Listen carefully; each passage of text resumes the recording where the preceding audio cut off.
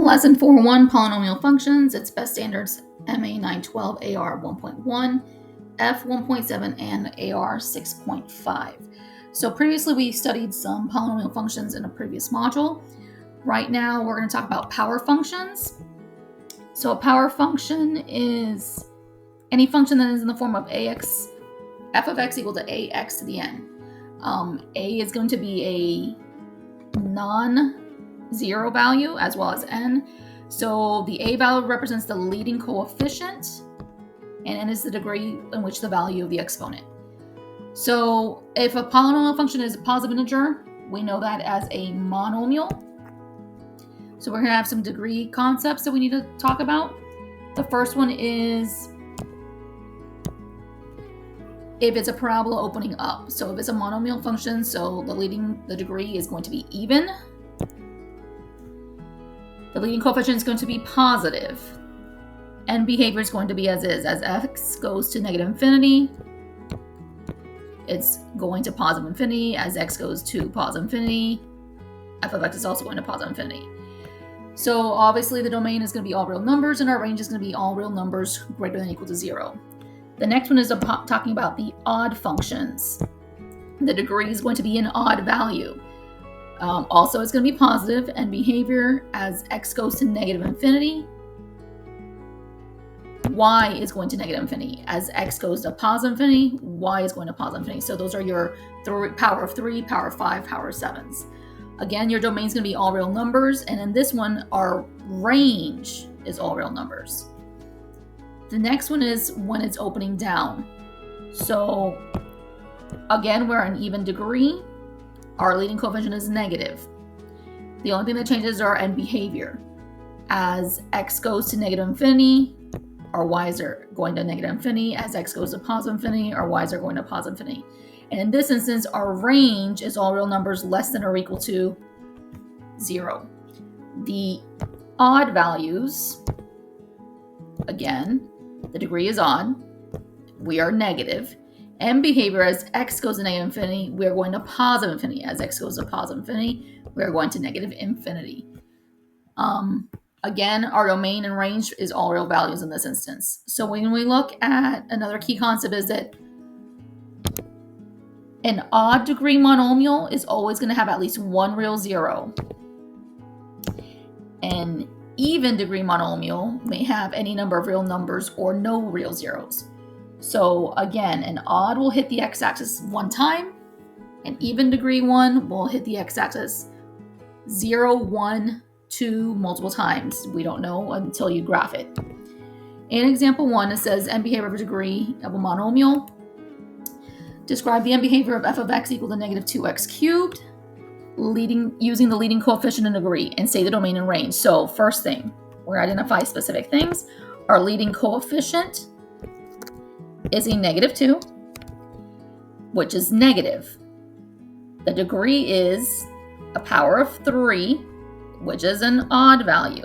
Because the leading coefficient is negative and the degree is odd, as x goes to negative infinity, f of x is going to positive infinity. As x goes to positive infinity, x is going to negative infinity. Because this is a monomial function, the degree is going to domain to be all real numbers. Because the leading coefficient is negative and the degree is odd, the range is also all real numbers.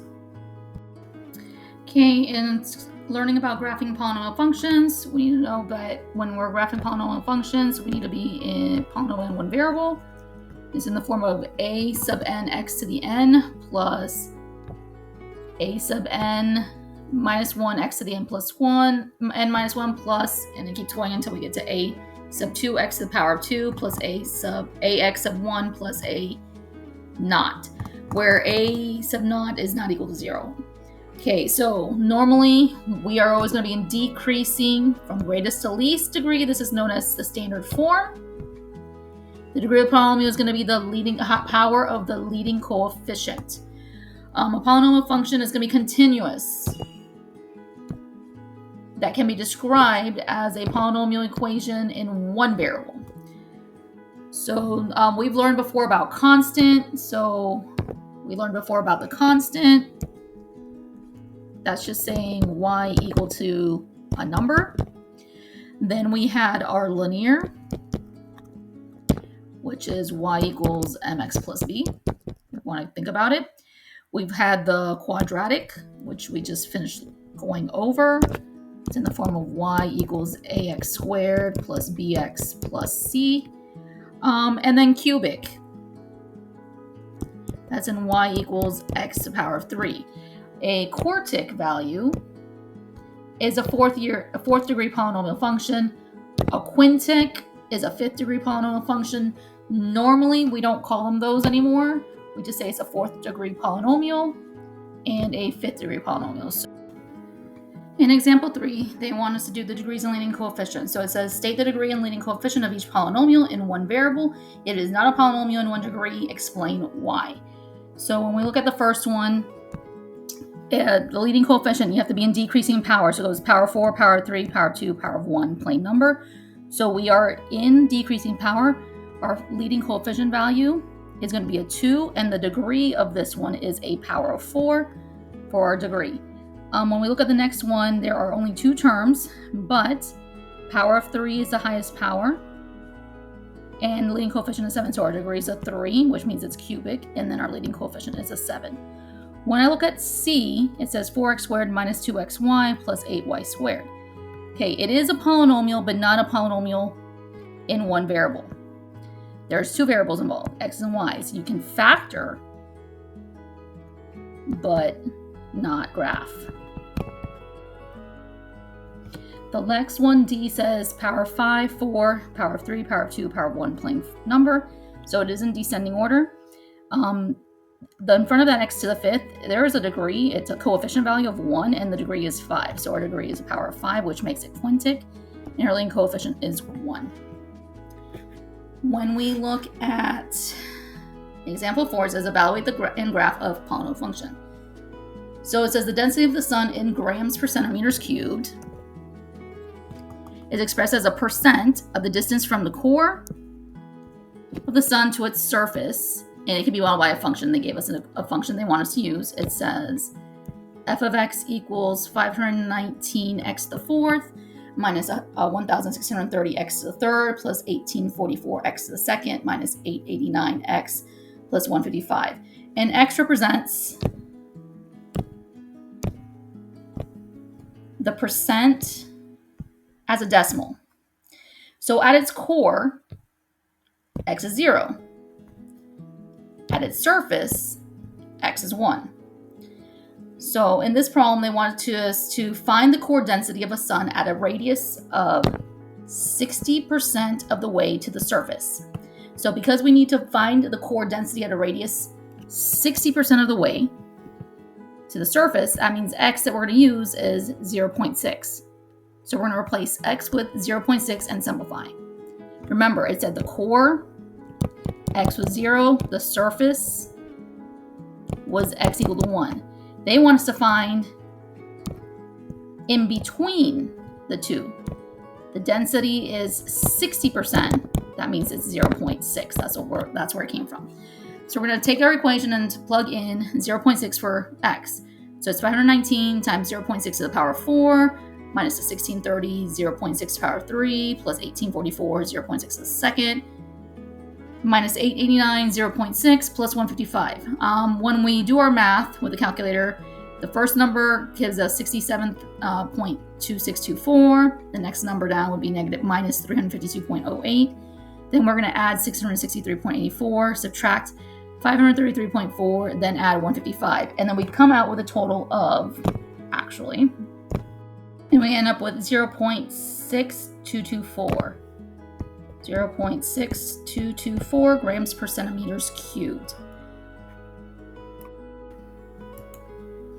Okay, and then we're going to do a check called cardiology, and I'm going to use Desmos to show you how you can use it. It says to help predict heart attacks, doctors can inject a concentration of dye in a vein with the heart to measure the cardiac output in patients. In a normal heart, the change in the concentration of the dye can be modeled, and they give us an equation they want us to use, which says f of x is equal to negative 0.006x to the 4th plus 0.14 0x cubed minus 0.053x squared plus 1.79x, where x is the time in seconds. They want us to find out what is the concentration of the dye after 5 seconds. Okay, so we're gonna go to Desmos, and we're gonna show you how you can use Desmos to solve this quickly.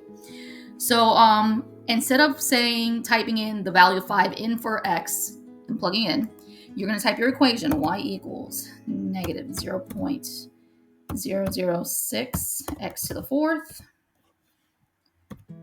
plus r 0.140 x to the third minus r 0.053 x to the second plus r 1.79x.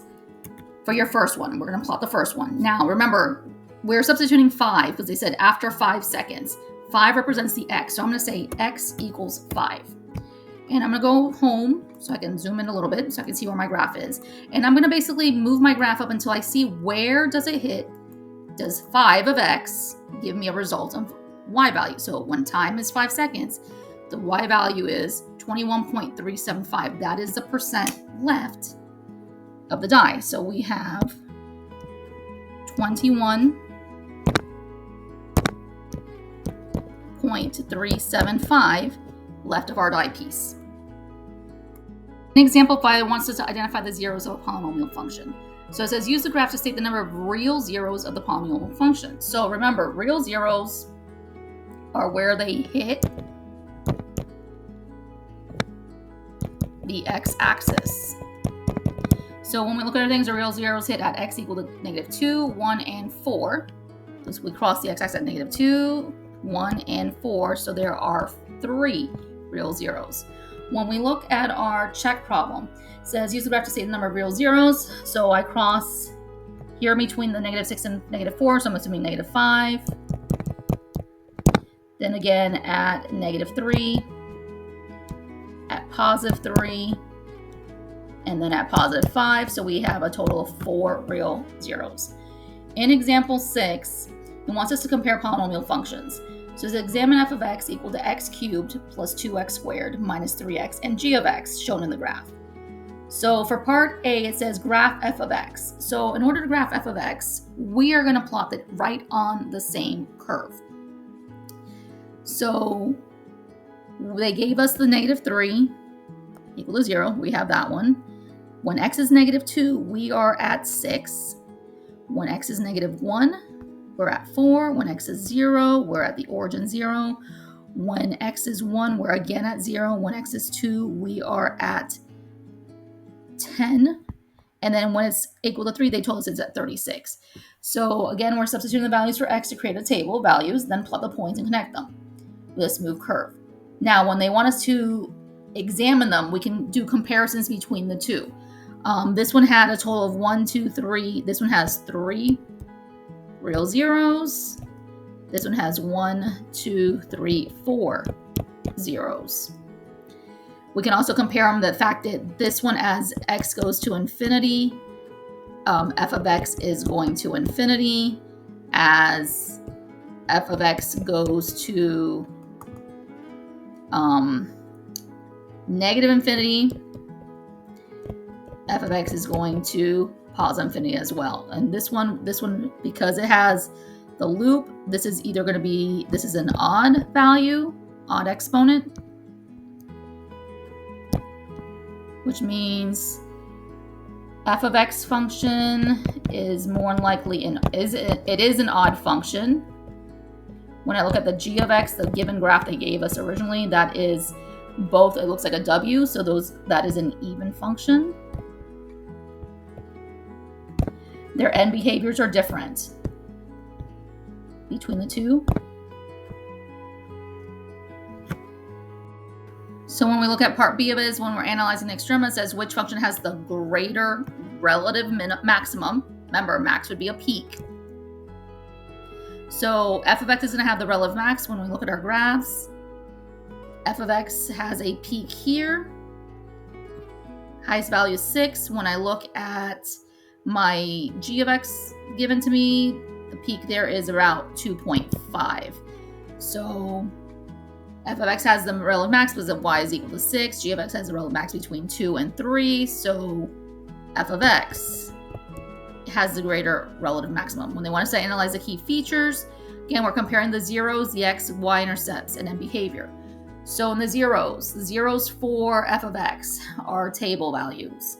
We have a -3, a 0, and a 1. So we are -3, 0, and 1. G of x appears to intersect the x-axis. Well, again, we're looking at the g of x problem. We're looking at -1. It's hitting at -1. 0.5 because it's in between, a 1, and then a 2. So we are, it seems to be at -1, -0.5, +1, and 2. Now, that's our zeros. The x-intercepts, again, remember, our x-intercepts are our zeros. So our f of x is going to be -3, 0, and 1 again. Our g of x are our -1, -0.5, 1, and 2. Our y-intercepts is where it hits the y-axis. So when I look at f of x, our x-intercept and y-intercept are the same for the f of x. When I look at the g of x given graph to us, we are crossing at the value of 2 is when we're hitting the y-line, hence why the y-intercept is 2. And behavior. So when you look at the one that we generated, as f of x goes to positive infinity, the f of x itself is going to positive infinity. As x's go to negative infinity, our y's are going to negative infinity. So in our graph, as f of x goes to negative infinity, we are going to negative infinity. As x goes to positive infinity, we are going to positive infinity. Now with the g of x, remember, we look like the w. Regardless if we are going to the right on x's that are positive or x's that are negative on the left, we're both ending up in a positive direction. So for this one, as x goes to negative infinity, we are going to positive infinity. As x goes to infinity, we are going to positive infinity as well.